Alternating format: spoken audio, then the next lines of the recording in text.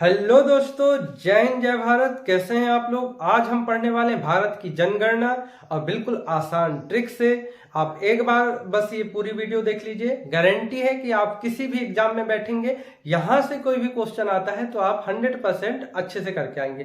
ठीक है दोस्तों, तो जनगणना पढ़ने से पहले सबसे पहले आपको कुछ चीजें मैं क्लियर करवा देता हूं, क्योंकि अधिकतर बार जनगणना से संबंधित प्रश्न आते हैं। मतलब देखिए, जैसे राज्य किस राज्य में अधिक लिंगानुपात है, किस राज्य में कम लिंगानुपात है, या फिर किस राज्य की जनसंख्या सबसे ज्यादा है, किस राज्य की जनसंख्या सबसे कम है। ये तो कॉमन क्वेश्चन हो गए, लेकिन थोड़ी ज्यादा टफ करने के लिए पूछ दिया जाता है कि शिशु लिंगानुपात सबसे ज्यादा किस राज्य में है, शिशु लिंगानुपात सबसे कम किस राज्य में है। तो ये तमाम क्वेश्चन जानने के लिए आपको वीडियो के अंत तक बने रहना होगा। ठीक है दोस्तों, और ट्रिकी वे में याद करवाऊंगा। बिल्कुल कोई आपको सीधे उतार कर नहीं दे दिया जाएगा, बिल्कुल आसान तरीके से याद करवाऊंगा दोस्तों, इसलिए बने रहिए।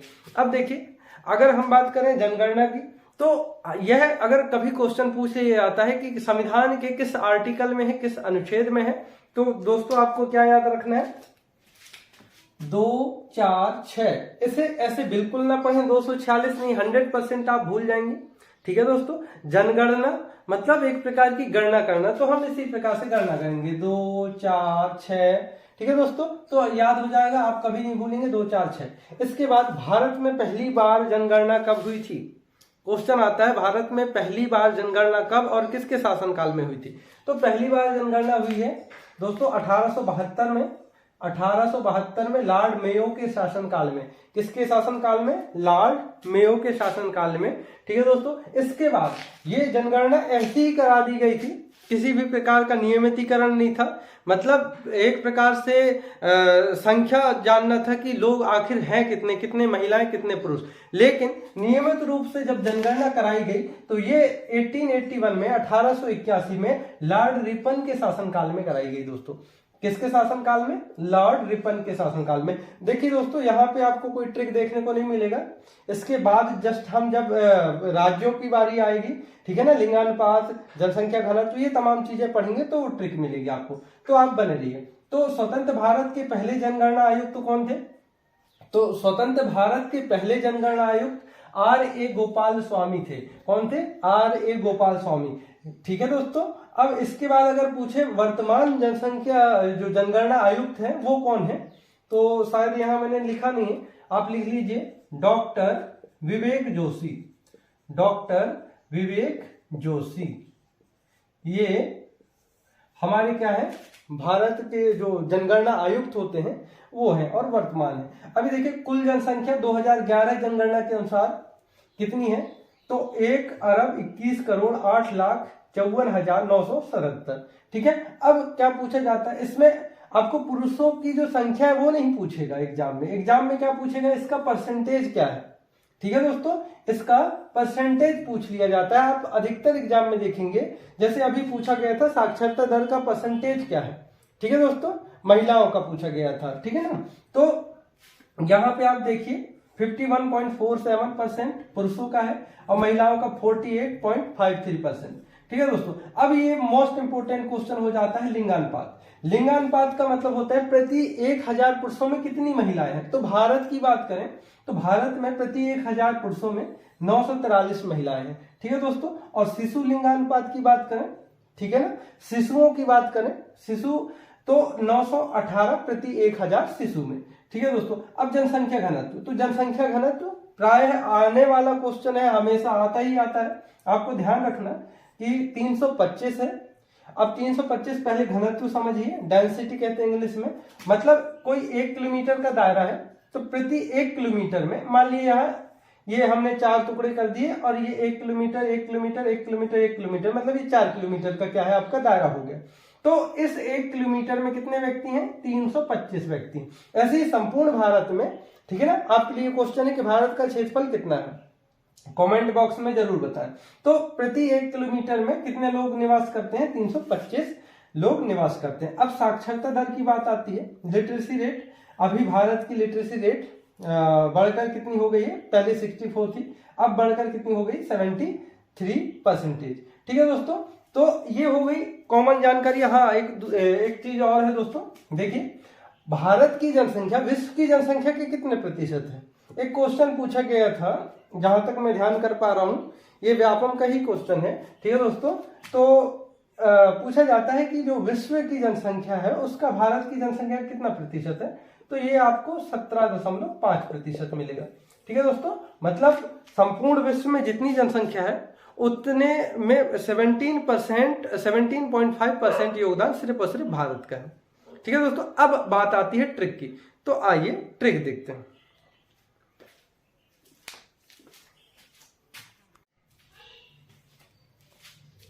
तो दोस्तों अब तक आप लोगों को जनगणना के विषय में बहुत सारी जानकारी मिल गई है। आप समझ चुके हैं कि भारत का लिंगानुपात क्या है, भारत का जनसंख्या घनत्व क्या है, ठीक है दोस्तों। संविधान के किस अनुच्छेद में आपका सेंसस दिया हुआ है, मतलब जनगणना दे रखा है, तो ये तमाम जानकारियां मिल गई। लेकिन अब एग्जाम में आने वाले मोस्ट ऑफ इम्पोर्टेंट टॉपिक को हम कवर करेंगे और बिल्कुल ट्रिकी वे में, यहीं से किसी भी एग्जाम में क्वेश्चन आते हैं दोस्तों। तो सबसे पहले देखिए, इस प्रकार से हमें चार्ट बनाना है, चार्ट बनाकर ही तैयारी करना है दोस्तों, ताकि आप लंबे समय तक ऐसे याद रख सकें। क्योंकि देखिए दोस्तों, आप पढ़ तो लेंगे लेकिन एग्जाम में बहुत ज्यादा कंफ्यूजन हो जाता है दिमाग में, और वो कंफ्यूजन दूर कैसे होगा, तो इस प्रकार से जब आप पढ़ेंगे तब देखिए कैसे।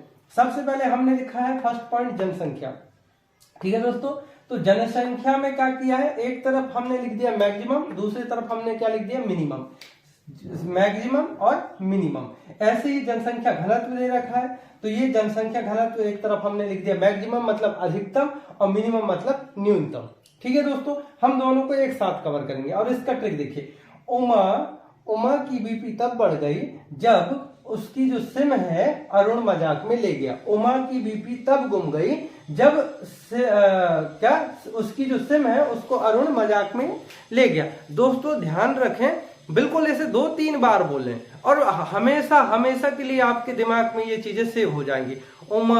उमा की जो देखिए, उमा की जो बीपी है कब बढ़ गई, जब उसकी सिम को अरुण क्या ले गया, मजाक में ले गया। बस यही अपनी सिंपल ट्रिक है। देखिए, ऊ से हो जाएगा उत्तर प्रदेश, मां से हो जाएगा महाराष्ट्र, यहां पे आप बना ले महाराष्ट्र, ठीक है दोस्तों। अब इसके बाद जो बी है इसे बना ले क्या, बिहार, क्या बना ले, बिहार बना ले दोस्तों। और पी है तो इसे बना ले पश्चिम बंगाल, क्या बना ले, पश्चिम बंगाल। ये व्हाट्सएप लैंग्वेज में लिख दो, ठीक है ना, पश्चिम बंगाल, नहीं तो इंग्लिश में वेस्ट बंगाल होता है, तो ये बंगाल, ये हो गया आपका, ठीक है। अब जो सिम है तो सी से बन जाएगा क्या, सिक्किम, क्या बन जाएगा दोस्तों, सिक्किम।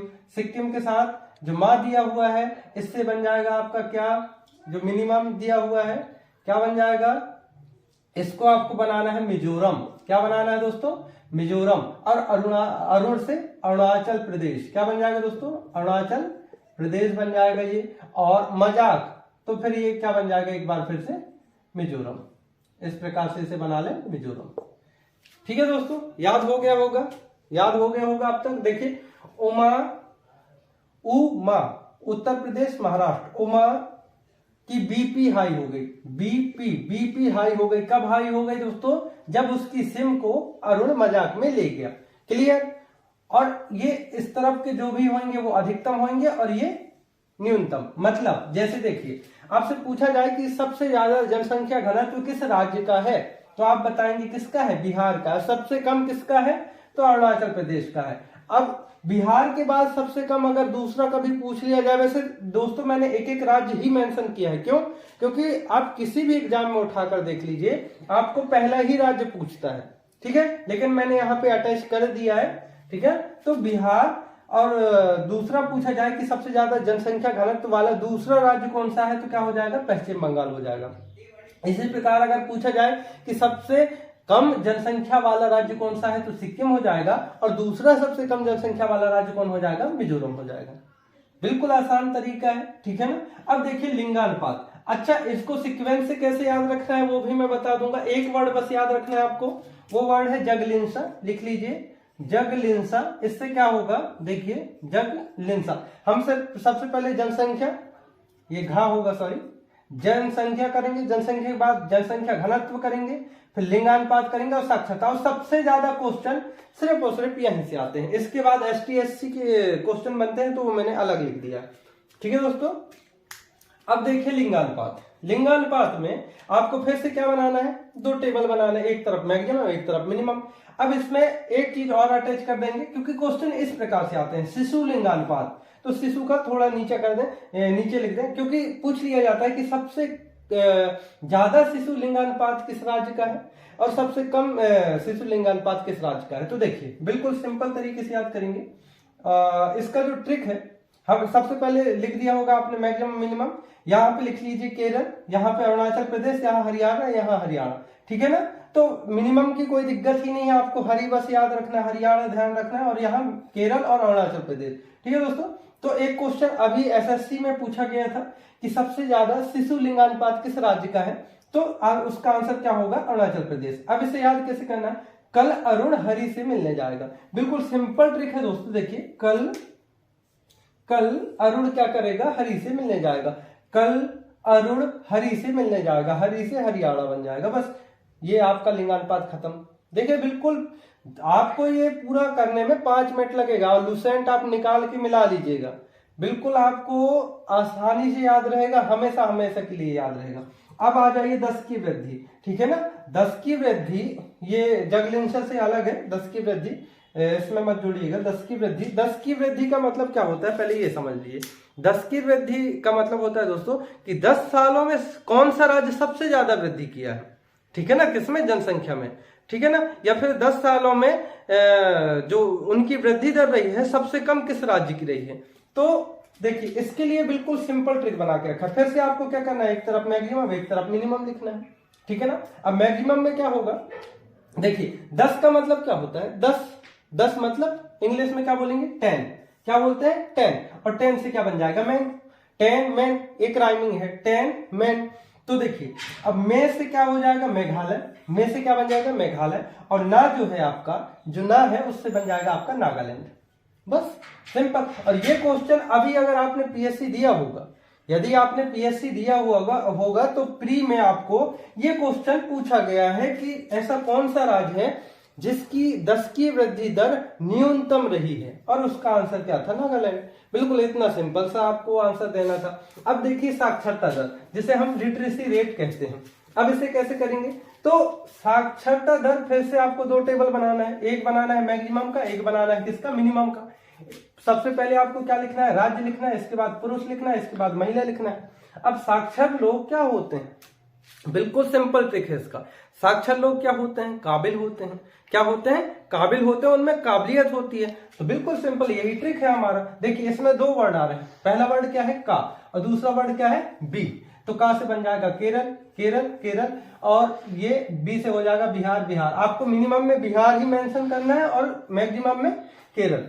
बिल्कुल सिंपल ट्रिक है दोस्तों, देख लीजिए, बहुत आसानी से हमेशा हमेशा के लिए याद रहेगा, ठीक है ना। अब बात करते हैं एसटी एससी की। ये क्वेश्चन भी क्या है, वेरिएशन लाने के लिए अधिकतर एग्जाम में इस प्रकार से दे दिया जाता है कि किस राज्य में सबसे ज्यादा एसटी है या किस राज्य में सबसे कम एसटी है। तो देखिए इसका ट्रिक क्या है, आपको क्या करना है, एक तरफ लेना है एसटी, एक तरफ लेना है एससी।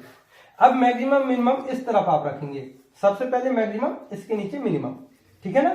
तो देखिए सबसे पहले ये लिख लीजिए, मध्य प्रदेश मिजोरम, उत्तर प्रदेश पंजाब। अब इसका ट्रिक क्या है, इसका ट्रिक यह है दोस्तों, मामी कहाँ वाली, यूपी वाली। जो हमारी मामी है वो कहाँ की है, यूपी है, यूपी की है। तो बस यही ट्रिक है हमारा, मामी यूपी वाली।